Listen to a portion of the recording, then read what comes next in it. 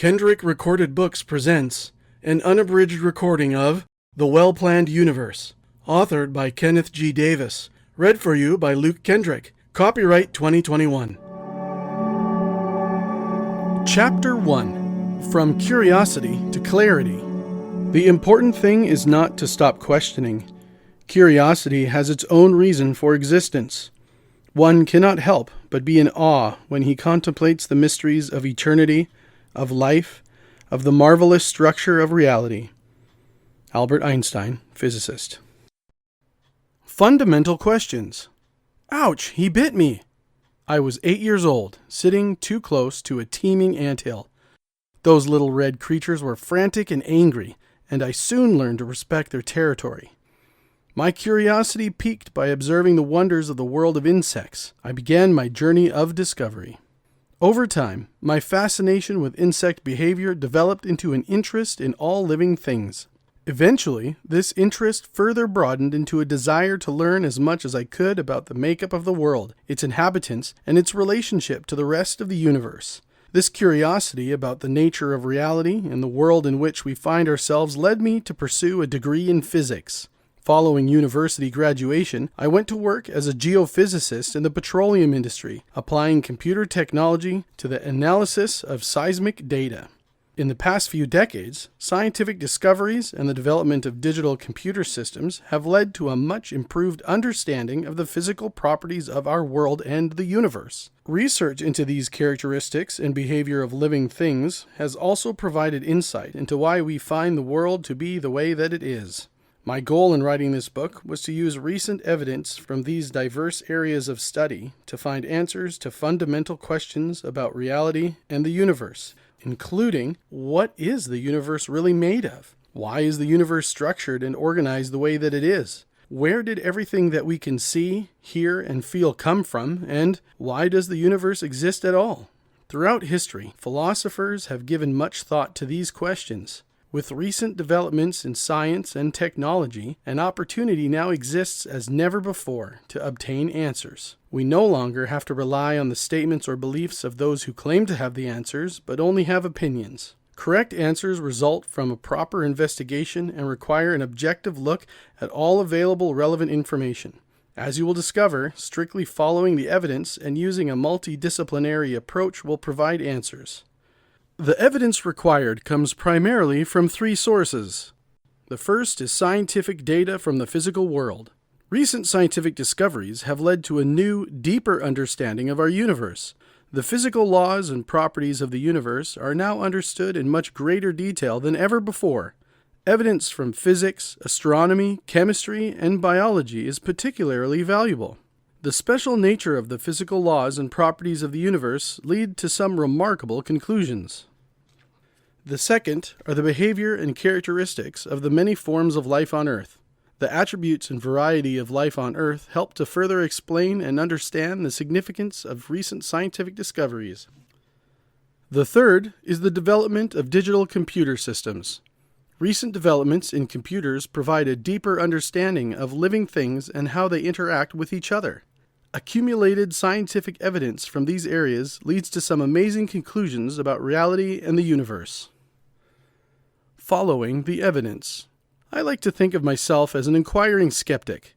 I will not be convinced simply because an idea is widely published, sounds good, seems to make sense, becomes popular, or is promoted by people that I admire. As a natural-born skeptic, I require sufficient evidence before accepting or rejecting any claim or theory. The proper use of evidence is more important than ever before due to the widespread misleading, deceptive, or outright false information.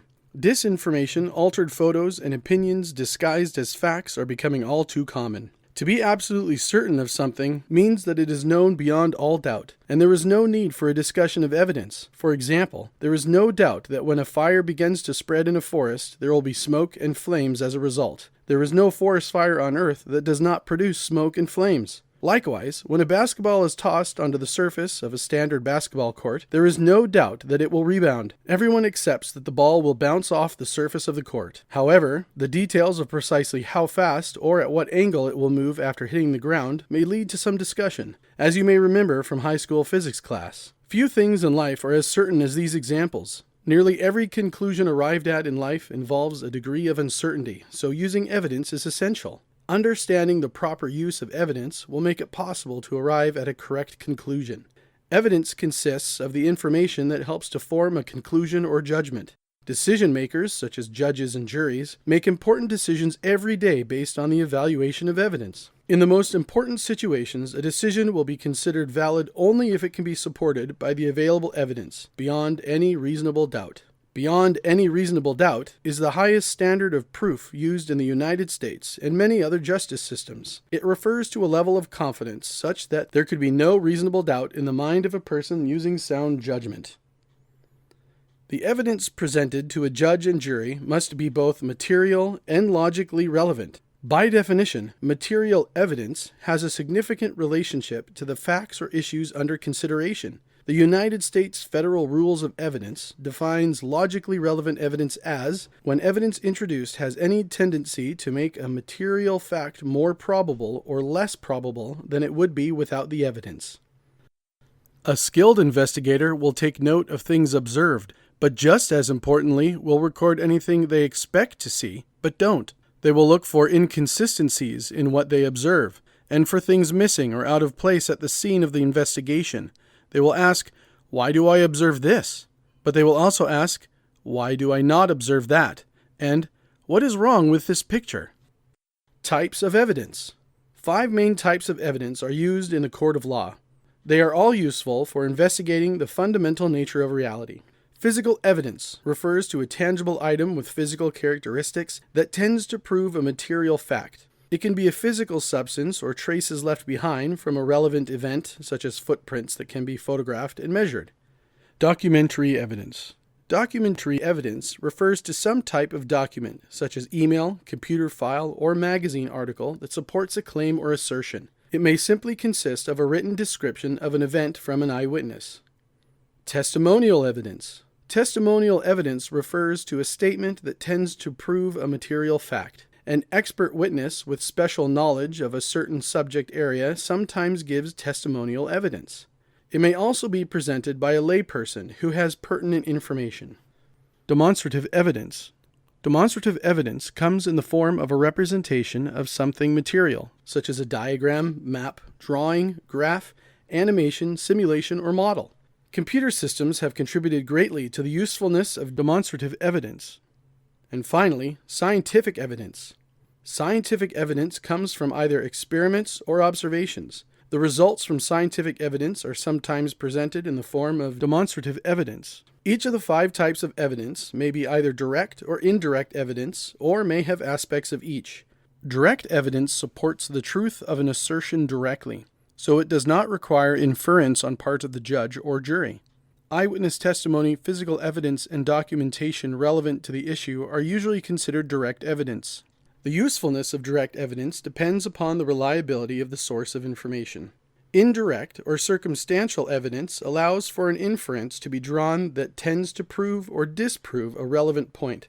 Imagine a situation where, before going to bed one night, you notice a fresh blanket of snow on your lawn. The next morning you see footprints in the snow. The presence of footprints allows you to infer that someone has walked across the lawn while you were sleeping, even though you did not see anyone in your yard. Establishing the truth requires more than just one isolated piece of evidence. Confidence in a conclusion increases substantially when it is supported by different types of evidence from multiple sources.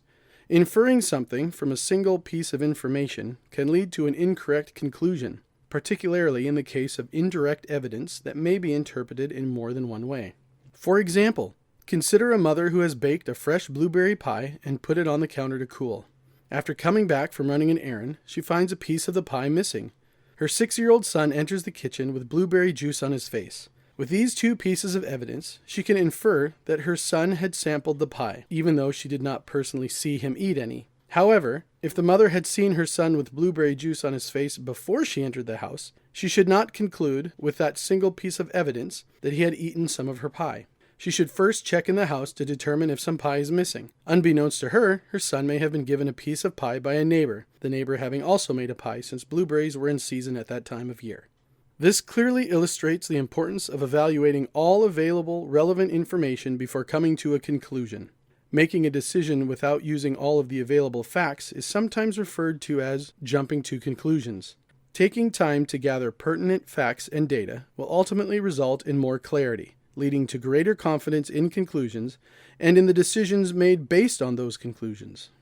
A mountain meadow discovery. Consider now this example of how various pieces of evidence come together to lead to a convincing conclusion. A group of hikers come across a remote, isolated mountain meadow.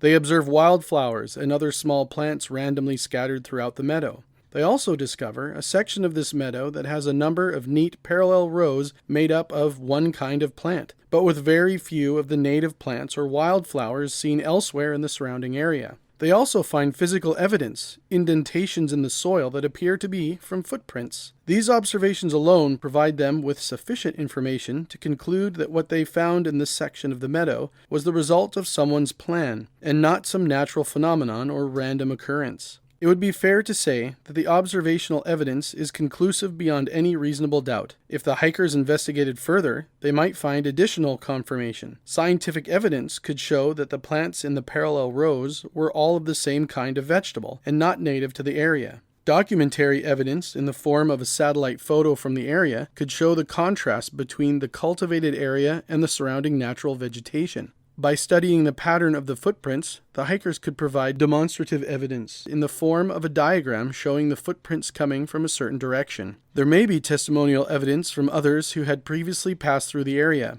They might then be able to identify who had left the footprints or when they first appeared. A variety of different types of information like this would provide overwhelming confirmation of what had happened in the meadow.